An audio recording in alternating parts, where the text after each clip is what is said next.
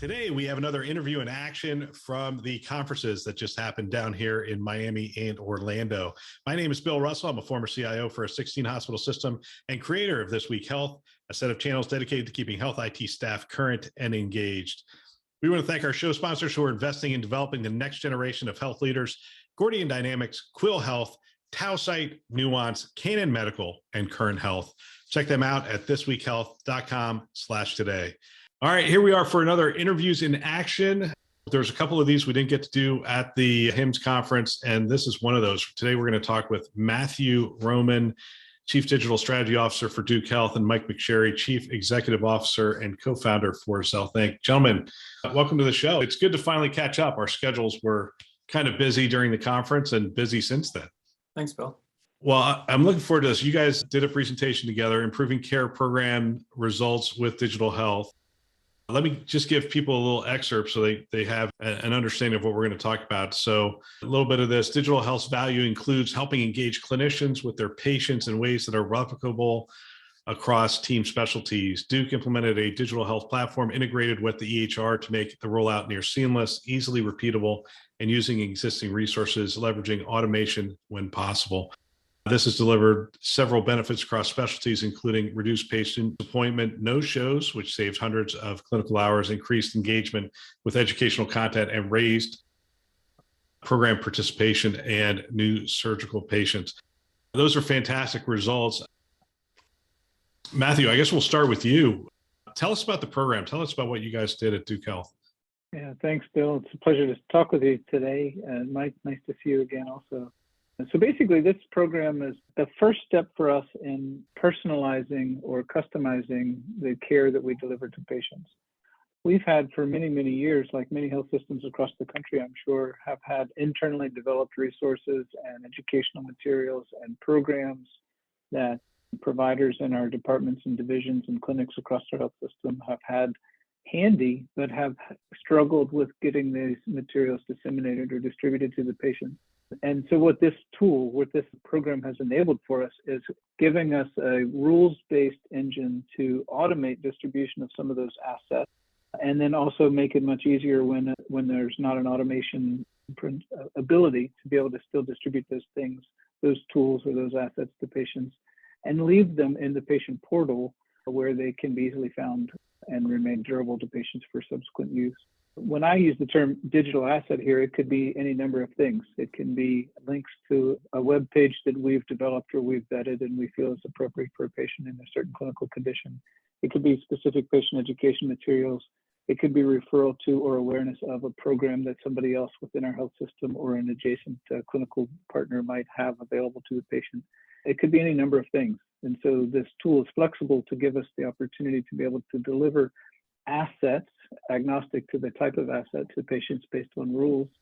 And then again, gives us some flexibility to be able to deliver them rather manually too. So that's how we've been able to do this with some replication, and there are specific examples throughout about how we've gotten some adoption, and then be able to use these very same sort of success stories or use cases to then spread laterally into other parts of our health system. So is it any digital asset? Is it a video, website, PDF, anything? Could be any. And again, the handy thing about it is in the old days, not very many years ago, if I walk out of a visit with my provider, I might have something on a piece of paper. It might even have a URL on it, a static URL on a piece of paper. But what we're able to do is deliver this content to the patients in the portal so it's active and it's interactive. And in my opinion, one of the most attractive things about it is it's somewhat personalized or customized to the patient's clinical journey. And so this is our first step in what we hope to be a long journey to making sure that the portal itself is rather customized to each individual's health journey, so that my portal is specific and unique to me and my health goals, and yours is specific to you and yours and the conversations that you have with your provider. This is a platform that helps us to be able to realize that. And Mike, we'll get to you in a second. Rules-based and automation is really interesting to me.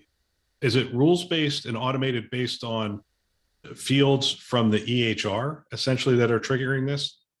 Primarily in today's world, that's true, yes. And so some of the rules are very, very simple. Simply, if appointment is scheduled with this provider, then issue this asset.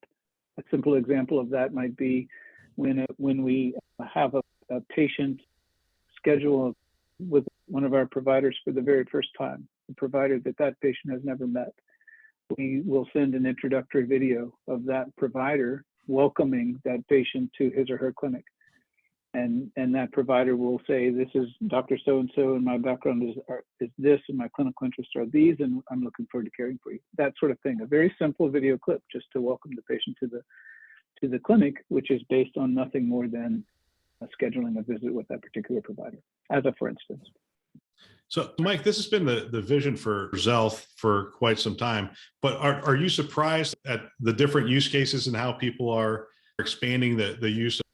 Yeah, we're working across dozens of provider systems now. I mean, Duke was one of our first several customers, and so we've been on a fun, long journey with Matt and done a lot of things at Duke itself. I think we did 50 different use cases or initiatives at Duke last year, and over the course of working with them for several years, we've done hundreds. We've integrated like 50 some different vendor solutions, and it spans from articles, videos, to apps or digital therapeutics to devices, because not only do we prescribe things, but then we monitor the patient's usage into it. So RPM platform kits or glucometers or CPAP devices, whatever. And then more broadly, we've done meal delivery services or Amazon e-com products or Medline pre-surgical kits or transportation. So we're kind of agnostic as to what the clinical teams want to engage the patients with. And on some of that, if I go back a little bit to that rules-based, we do rules based against simple appointment type or the patient's clinical condition or inclusion as well as exclusion criteria. For example, you don't want to send a weight loss program to someone that's pregnant per se. But then there are a number of external databases that we can also do an eligibility check against, and that could be payer coverage. So let's prescribe this app when it's a clinical benefit to the patient, but also there's a covered entity paying for it on behalf of that patient. Or let's send it to the patient when they have the clinical eligibility, but there's a match for a clinical trial that might be eligible for the patient. So we're not only getting more sophisticated on the targeting and engagement with the patients, but also on the breadth of different use cases or care interventions that the hospital systems want to engage patients with. It is a true platform in that if you had social determinants data, you could build rules off the social determinants data. If you had genomics data, you could build rules off the genomics data, and you could deliver certain messages, certain assets out to those patients in a way that they're ready to receive it in a customized way. Is that how you're thinking about it, Matt? Really exactly how we're thinking about it. And Mike and I have talked about this for a long time, and I think you summarized it very nicely. In fact, what we're hoping to do, I use the term personalized care at the moment, and that to me is to the left on the continuum of further down the continuum will become more and more precise. It's a little bit of a semantic, but as we get more and more data on which to build these rules and get smarter about building our rules and get more and more of a robust asset library from which to choose, then we can get very, very granular and make this very precise to an individual's care journey. And so that is exactly where I hope this can go, is that we can write rules on more data, multiple data sets, and then pick from a more and more robust data asset library to provide assets to the patient. Well, talk about the clinician experience. It sounds like you're saving them hours with no-shows. That's always a win. Increased engagement with educational content. I assume that's going to drive up program or drive up outcomes and adherence to the care protocols that they're prescribing, and just the overall participation in programs and stuff like that. Talk about the clinical experience with this in terms of saving time, in terms of their engagement with the overall program. There's a lot there, Mike. I'll start, and you might want to supplement some of my comments, but there's an awful lot there, actually. We build these rules with our providers, and so if you use the term protocolized distribution of these assets, all these protocols or all these rules that allow us to automate send of assets to the patients on behalf of the providers are very thoroughly vetted by the provider group. And so that's the first thing. When we can, we automate the send. based on the rules to allow the provider to not have to think about what assets are available in this particular clinical condition or situation, and then not have to search the asset library for them to then make it available. And that would be the provider or an extender of the provider. So we can save time on the front end by simplifying the distribution. Mike mentioned or referenced a bit ago the monitor side, so the providers also can view into how the patients interact with these assets when they come back to see the patient. And so we're an Epic shop, and so when the provider is documenting in the Epic encounter, they have a tab on the Epic encounter to be able to look into the digital care platform to measure the patient. And then also we can save time for the extenders as well for patient education, where the extenders aren't having to look through physical file drawers for educational material or URLs to web-based content and such. We're able to distribute those things fairly standardly and fairly consistently. And then the last thing is a bit of a time savings, but it's also a potential clinical outcome bonus, and that being the empirical data, and at least some of the data that's in the literature is pointing this way, that an engaged patient has better outcome. And so if we can enable that engagement by making resources and assets available to them at the tip of their fingers, if we can draw them into the portal with value-added content and make it worth the efforts to come into the portal with some frequency and some repetition, to continuously or repeatedly or at least occasionally engage with the content that we believe is valuable, we believe we'll be able to show improved clinical outcomes. And with those improved clinical outcomes comes better financial behavior, performance, and all these other things too. So there's legacy, or there's a long series of potential positive outcomes that we're measuring. Yeah, Mike, do you want to talk a little bit about the experience, the clinician experience? Yeah, I mean, I think Matt captured much of it. We want to reduce clinical burden, and we all know the burnout and the repetitive tasks. And so, as Matt said, if we can automate it as much as possible.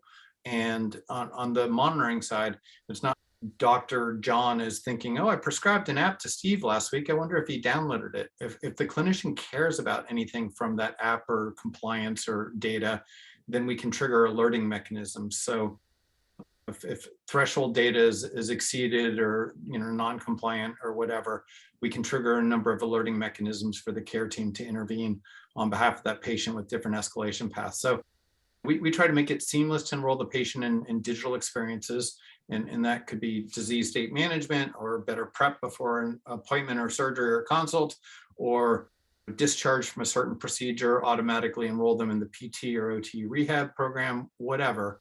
Simplify the whole onboarding experience for patients, but then be able to monitor and hold that compliance level data. We do great work with Matt, but holistically, we're working on dozens of provider systems, and I want to be the benchmarking of digital health effectiveness. And I want to know what diabetes app works best for age, gender, ethnicity, cultural, geo kind of segmentations. And we're not there yet, but I want to get into more quantitative and algorithmic prescribing of service based upon the likely outcome that those different solutions can provide. Because so much of this is behavioral change, and that's going to play into cultural and different segmentation psychographics for what tools work best with different patient populations. So I'm going to take you down a path that a CIO would normally take you down, which is I don't want to implement 1,000 solutions. I want to implement as few as possible. You're a platform. And I'm sitting there going, all right, so you're delivering stuff into the patient portal. That's great. Can I use it to trigger other things, text messages to patients and those kinds of things? I think conceptually the answer is yes. The whole idea, one of the big value propositions of this to us a few years ago when we first met with Mike and his team was that very reusability of the platform. And so the ability, even the concept of being able to reuse interfaces so that I don't have to write an API to every application we want to create. We write an API to Xealth, and then Xealth helps us as a middleware in between there, is very attractive. And the platform play that you described, Bill, is of course attractive to us on the health system side. Yeah, especially today with the cost of systems, but also the complexity. I mean, to reduce the number of systems that you actually have to work with is exceptional.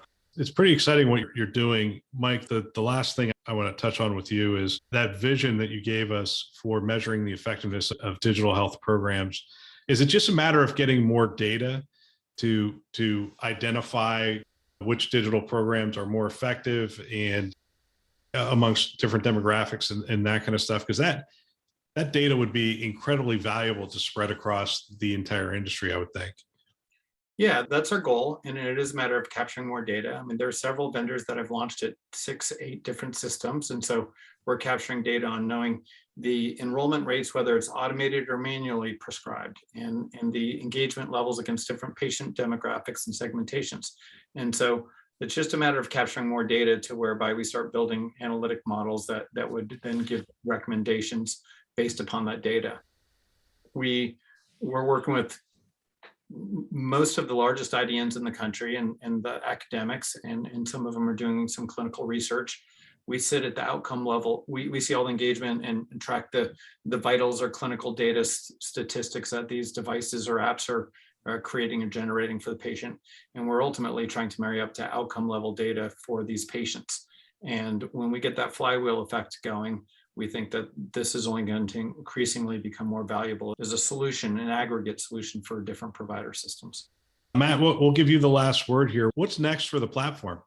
We look to expand. This is a generic answer, but I think it's actually a true answer. We look to expand in depth and in breadth. And by that, what I mean is take the successful use cases that we've implemented, learn from them, and spread to similar types of content with other divisions and departments. And then we're also looking to expand with more and more types of assets. I use the term robust digital asset library. And so that to me is actually a really important thing, because to Mike's point, some patients interact and interface better with an interactive web page. Some patients will respond better or react more effectively to a PDF document or a video. And so we should be able to have a more robust library to deliver to patients across this platform, so that we can become not only granular in our distribution of assets, but also granular in our effect and our impact. And then all along the way, we're measuring the effect of those impacts, or measuring the effectiveness of those assets, so that we can continue to build. I like Mike's analogy of flywheel. Yeah, you can almost do some A/B testing, see what works. That's right. That's phenomenal. Mike, Matt, I want to thank you for your time. And we'll have to catch up in person at the next conference and see what progress you guys are making in this program. So thank you again for your time. Really appreciate it. Thank you very much. It's a pleasure. Another great interview. I want to thank everybody who spent time with us at the conferences. It is phenomenal that you shared your wisdom and your experience with the community, and it is greatly appreciated. We also want to thank our channel sponsors who are investing in our mission to develop the next generation of health leaders: Gordian Dynamics, Quill Health, Tausight, Nuance, Canon Medical, and Current Health. Check them out at thisweekhealth.com/today. Thanks for listening. That's all for now.